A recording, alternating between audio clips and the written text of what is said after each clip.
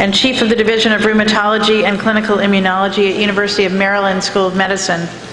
He received his medical degree and a master's in public health from Johns Hopkins, where he also did his residency in internal medicine and a fellowship in rheumatology. He was a faculty member at Hopkins for 14 years before he joined the faculty at University of Maryland in 1991. His research focuses on clinical epidemiology of musculoskeletal diseases, particularly osteoarthritis and osteoporosis. He is the PI of the Baltimore Clinical Center of the Osteoarthritis Initiative and the study of osteoporotic fractures, and he's co-PI of the Baltimore Hip Studies, and his research has been funded by the NIH. He's published over 300 peer-reviewed articles and 50 book chapters and has edited 4 textbooks. He's editor-in-chief of Seminars in Arthritis and Rheumatism, was associate editor of Osteoarthritis and Cartilage, and he served on several editorial boards of major journals in the field of rheumatology. He's received numerous awards for his research, has held appointments in several national and international medical societies. We're very pleased to have him here today. Please welcome Dr. Mark Hochberg. Thank you. Thank you very much for that nice introduction. I'm very pleased to be here, and I want to thank Dr. Klein for the kind invitation to come for 2 consecutive years, and hopefully I'll be able to plan for this again next year with a different topic. So this is my disclosure slide because you're getting additional CME for this, and all my consulting is in the area of design and conduct of clinical trials, analysis of data from clinical trials, and participating on data safety and monitoring committees. I don't do any promotional speaking. So managing rheumatoid arthritis in women is a very, very large topic. So I want to thank one of my colleagues, Dan First, who's now at the UCLA School of Medicine for this slide, which is a quotation from Alice in Wonderland. There's a lot to cover. There's only 35 minutes to cover it in, to leave a little bit of time for questions. So we'll leave out a lot of material, and we'll go relatively quickly through some material. And there are slides in your syllabus material which I have hidden from the presentation, so I won't be showing. Okay. First of all, can you raise your hands, please, if you are if you consider yourself primary care providers? Okay. Keep your hands up if you have patients with rheumatoid arthritis in your practice. Good. So over half of you. Okay. So let's start with definitions. So rheumatoid arthritis is a chronic systemic inflammatory disease which principally affects synovial joints. Synovial joints anatomically are diarthrodial joints. They're joints where bones come together, and the capsule of the joint is lined by synovial tissue. And this synovial tissue becomes inflamed and proliferates in response to immunological factors. And untreated, this leads to cartilage destruction, bone destruction, and joint deformity. So this is either untreated or now inadequately treated in the 21st century. This is a destructive arthropathy. Now, fortunately, the treatments that we currently have available to us, and particularly treatments which have become available over the last 15 years, the biological disease-modifying anti-rheumatic drugs, have reduced the frequency of patients who are wheelchair-bound to almost 0.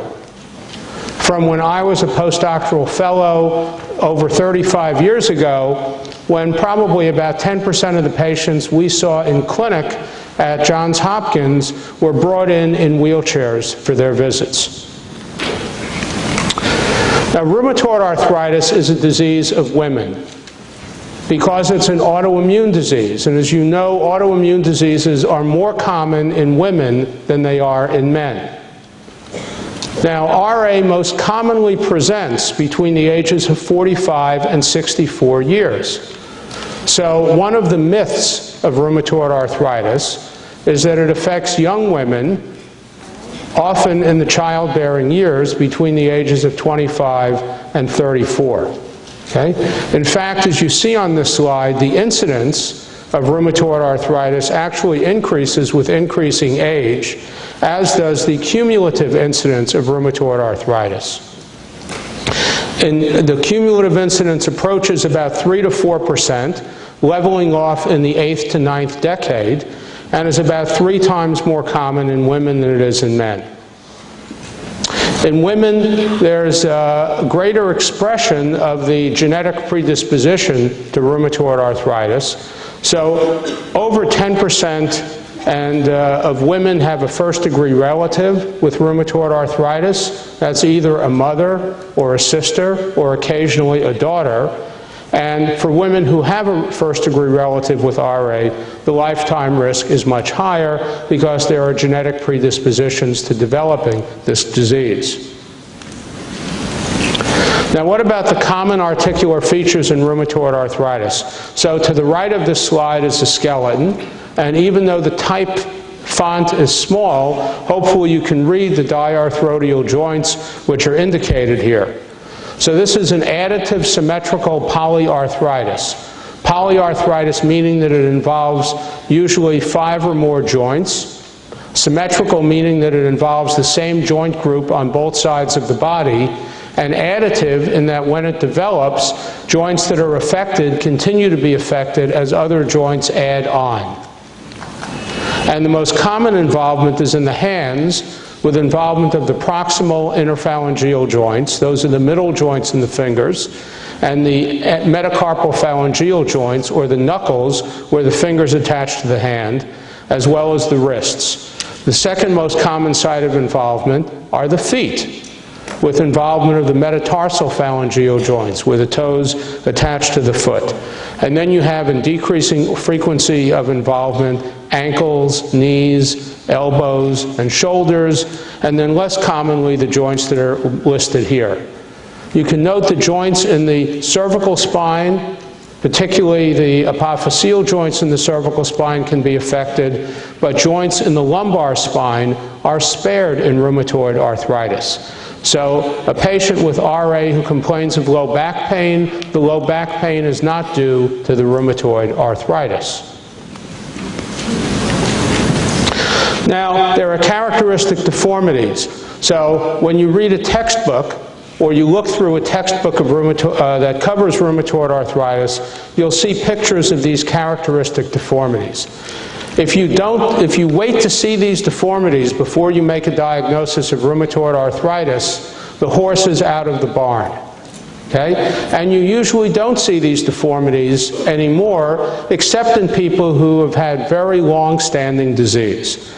So this is illustrative for educational purposes. But don't wait for this in the patient with early arthritis. This is ulnar deviation of the right hand. So you see that the 2nd through 5th digits are displaced towards the ulnar aspect of the forearm, as contrasted with the digits on the left hand. Ulnar deviation usually affects the dominant hand more than the non-dominant hand. This is what's referred to as a swan neck deformity, where there's hyperextension at the proximal interphalangeal joint and flexion at the distal interphalangeal joint. Now, people who have benign joint hyperextensibility syndrome, a relatively common disorder in children and teenage girls, which becomes less frequent as girls become women and women get older, can put their fingers into a hyperextensible position. But these often are fixed deformities in patients with rheumatoid arthritis, and they're due to slippage of the tendons over the inflamed joint when the joint becomes swollen. Another type of deformity shown here at the 3rd digit is a boutonniere deformity, which is the opposite of the swan neck deformity, where you have flexion at the PIP joint and extension at the DIP joint. These are not as functionally limiting as the swan neck deformities are, because they don't usually interfere with a patient's ability to make a fist and grasp objects. Okay. Now, as I mentioned, rheumatoid arthritis is a systemic disease. So you can have involvement of other organ systems in addition to the joints. Patients with rheumatoid arthritis are at increased risk of infection. And this is compounded by some of the medications that I'll mention that are used to treat rheumatoid arthritis, because the medications suppress the immune and inflammatory response. So in particular, glucocorticoids or prednisone increases the risk of infection in a dose-dependent way, as do the new biologic disease-modifying drugs or biologic DMARDs. Now, there are important implications for vaccination because you do primary care. I don't do primary care. I tell my RA patients, go to your primary care provider and make sure you get vaccinated.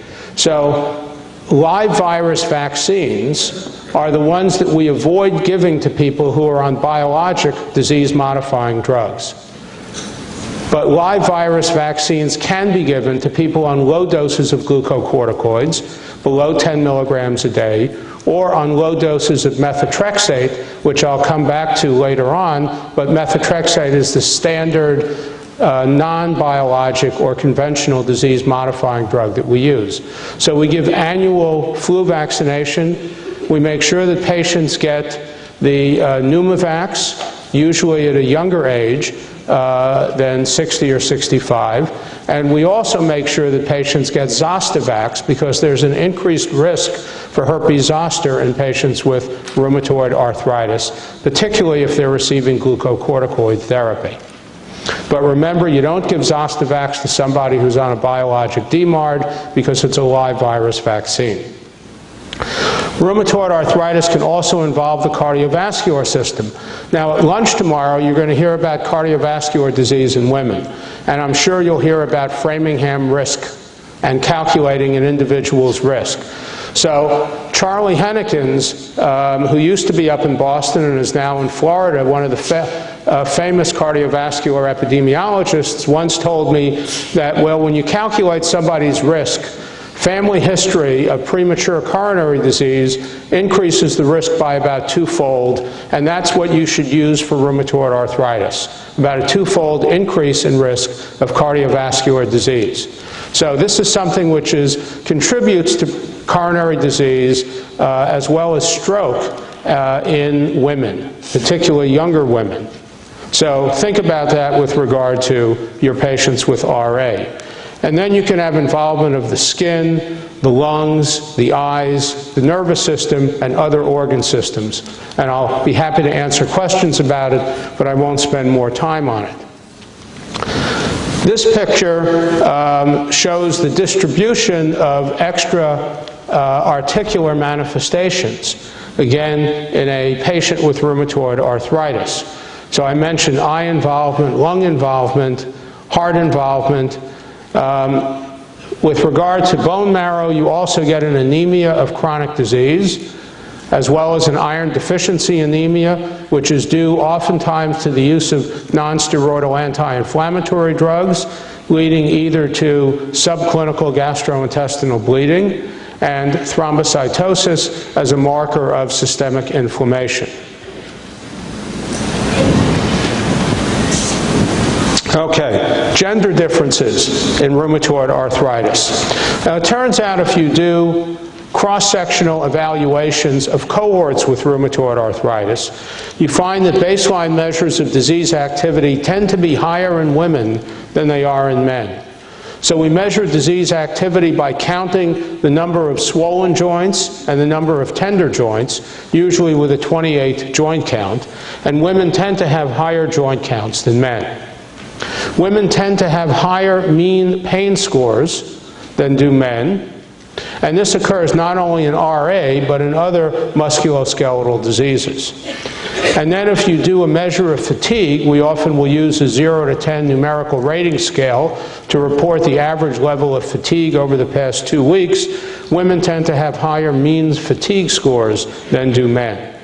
And when the physician rates the global assessment of disease activity, they tend to rate higher disease activity in women than they do in men. Now, given that, when you look at data from clinical trials and you do post hoc subgroup analyses and you look to see whether there's an interaction between gender and efficacy of the treatment, there are no gender differences in treatment responses. So the drugs that work in rheumatoid arthritis work in women. Actually, they work in men as well as they work in women, because women make up about 3/4 of the population in all the randomized trials, except for those that are conducted within the VA healthcare system.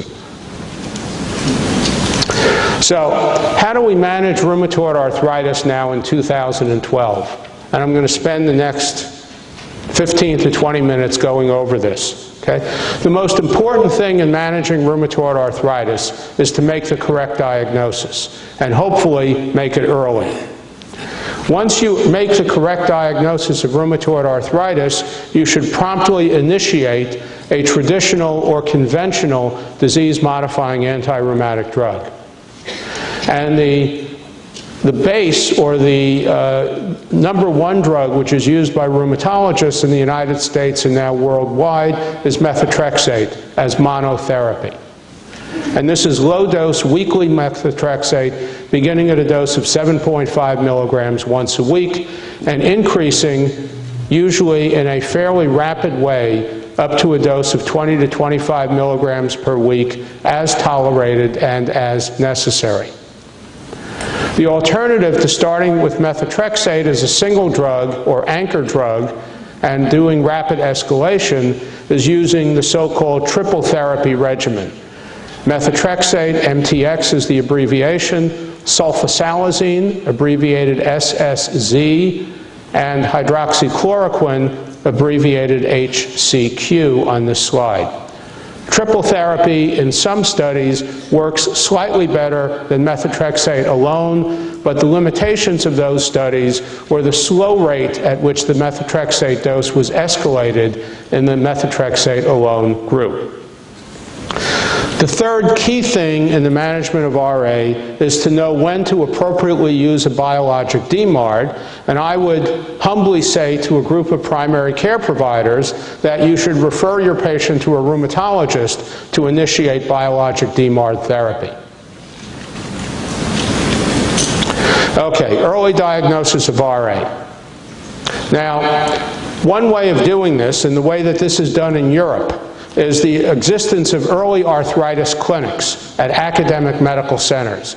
So the primary care physicians are encouraged to refer a patient that has one or more swollen joints to an early arthritis clinic where they can be evaluated by a rheumatologist to make a clinical diagnosis of what is the underlying cause of their inflammatory arthritis. That doesn't happen in the United States. And it's not because of the lack of early arthritis clinics or the lack of interest in rheumatologists seeing patients. It has to do with the way patients enter the healthcare system and sort of, let's say, negative incentives towards prompt early referral. So let's talk about how you would make the diagnosis of rheumatoid arthritis in a patient with early disease. So we would encourage you to apply the 2010 American College of Rheumatology, European League of Rheumatology classification criteria to people with early arthritis once you determine that they don't have another diagnosis, like Lyme disease, gout, pseudo-gout, or infection. So the classification of having definite rheumatoid arthritis is based on the confirmed presence of synovitis in at least one joint, and by synovitis I mean inflammatory joint disease with pain and swelling. Not just joint pain, which is arthralgia, but pain and swelling, which is arthritis, and the absence of an alternative diagnosis. So you have this slide in your handouts. This is a scoring system. Based on the number of joints involved and the distribution of the joints, you can get a score anywhere from 0 to 5. The serological tests, RF referring to rheumatoid factor, ACPA referring to anti-citrullonated peptide antibodies, also called anti-cyclic citrullonated peptides. Duration of symptoms, less than or greater than 6 weeks, and the presence of elevated acute phase reactants, either the erythrocyte sedimentation rate or the C-reactive protein. Greater than or equal to 6 points, definite rheumatoid arthritis. What happens if the score is less than 6? The patient might still fulfill criteria for rheumatoid arthritis prospectively over time, so you might diagnose the patient as undiagnosed polyarthritis and begin treatment, usually with hydroxychloroquine. Or you might review records from another physician, and the patient may have gone into remission, and now the patient is coming to you with recurrence of arthritis. Alternatively, you might apply a classification tree. So let me show you this tree. This is probably too small for you to read. So if there's more than 10 joints involved, including one or more small joint, and a small joint is a wrist, MCP, or PIP joint, and the patient has an abnormal acute phase reactant or symptoms of greater than or equal to 6 weeks or positive serology, they have definite rheumatoid arthritis. If they have 4 to 10 small joints involved and they have positive serology, they have rheumatoid arthritis. Never happened, 10 minutes. If they have 1 to 3 small joints and positive serology, they need to have a longer duration or an abnormal acute phase reactant, and then it shows you what to do for 2 to 10 joints. So this is the classification criteria. You have this figure in your handouts, so you can apply that. So you diagnose rheumatoid arthritis. If you have a question, refer the patient to a rheumatologist for a diagnostic evaluation, and then the rheumatologist will send the patient back to you, or you'll have shared care. You want to initiate a disease-modifying drug at the beginning in order to prevent joint destruction, because joint damage occurs early in people with rheumatoid arthritis. And you also want to alleviate the early onset of functional limitation and health-related quality of life decreases. So the typical course of RA is that about 50% of patients will show radiographic damage within the first 2 years of disease. And if we used more sensitive imaging techniques, like ultrasound with power Doppler or magnetic resonance imaging, we would get this up to 100% of patients having some imaging abnormalities within 2 years of disease onset. And disease activity and damage which are associated with functional limitation and work disability occur early, so that by 10 years of disease, 50% of your young working age patients are work disabled and collecting Social Security disability income. So we want to stage rheumatoid arthritis.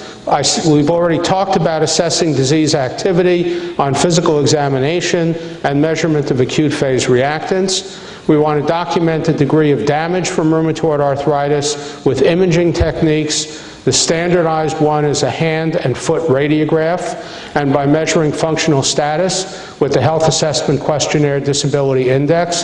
This is 8 questions on difficulty performing usual activities of daily living. We want to document extra-articular manifestations and assess any history of prior therapy and response or lack thereof. I'm going to skip this because of time, just to mention that the standard is the plain radiograph, and that's what you should be doing in primary care, is x-rays of the hands and feet.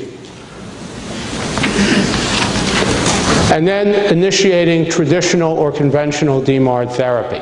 Again, the single agent with methotrexate is the anchor drug, or triple therapy with the combination listed there. Again, triple therapy in one study was more efficacious than methotrexate alone in 6 months, but this was low-dose methotrexate with slow escalation, and more efficacious than methotrexate with either sulfasalazine or hydroxychloroquine after 2 years.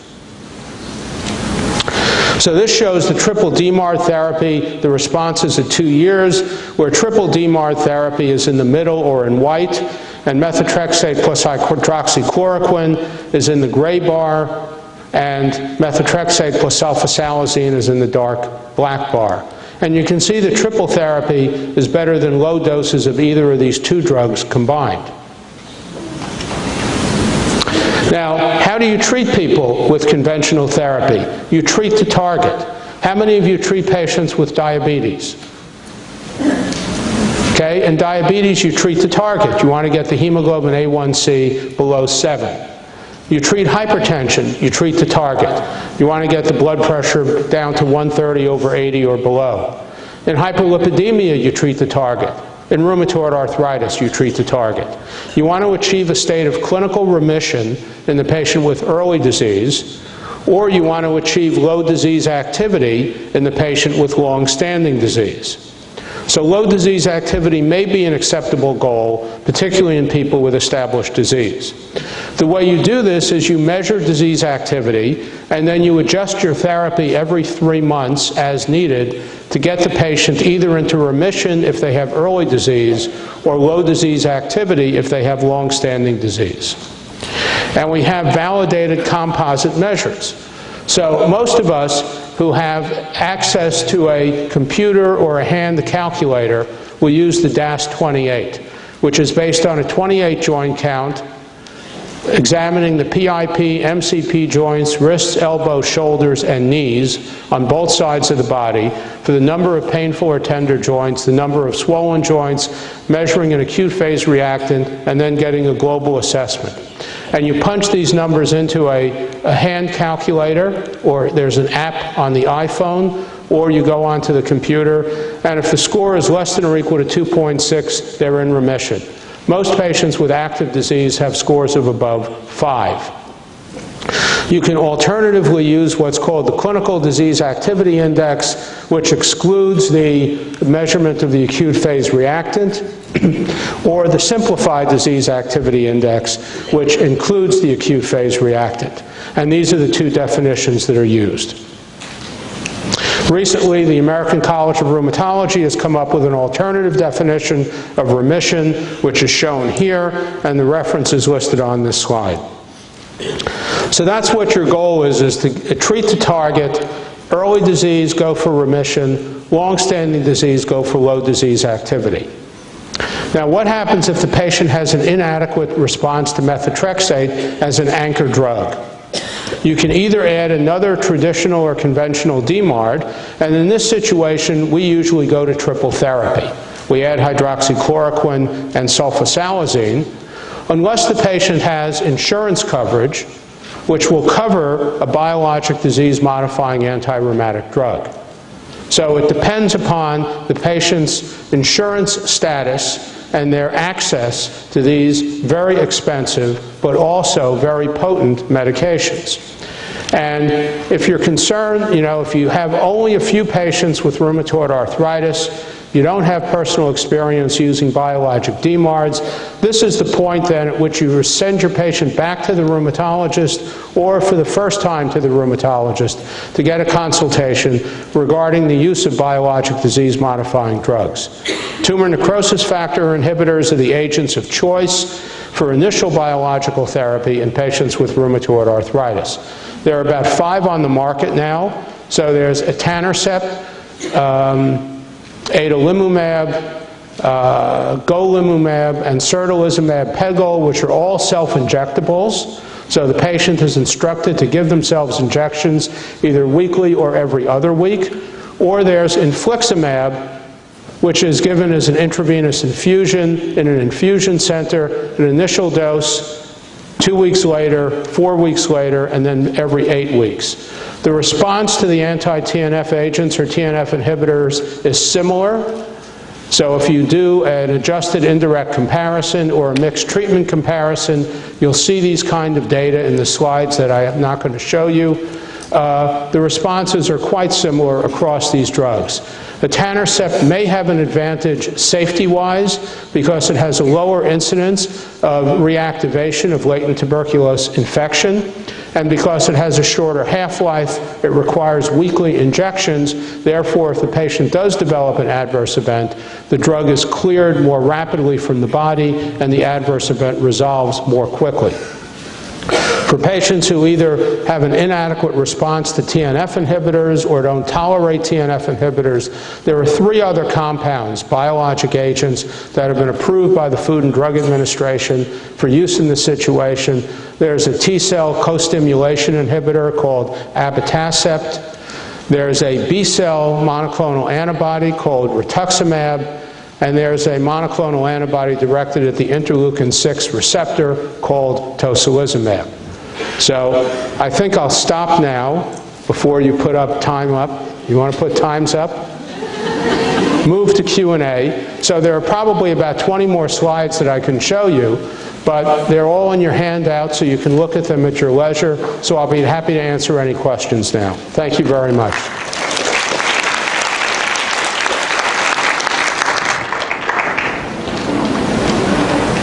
Microphone in the center.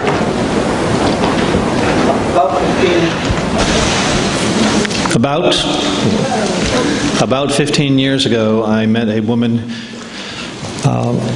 had rheumatoid arthritis somewhere in her 30s. It was pretty disabling. She was treated with gold and said she was free of symptoms for about 10 years till it returned. Why isn't gold used anymore? And any comments on that? Okay. Raise your hand if you've ever used gold therapy for treating rheumatoid arthritis.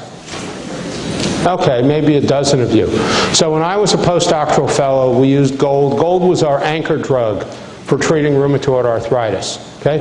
But gold was actually never shown in a well-done study to be disease-modifying in terms of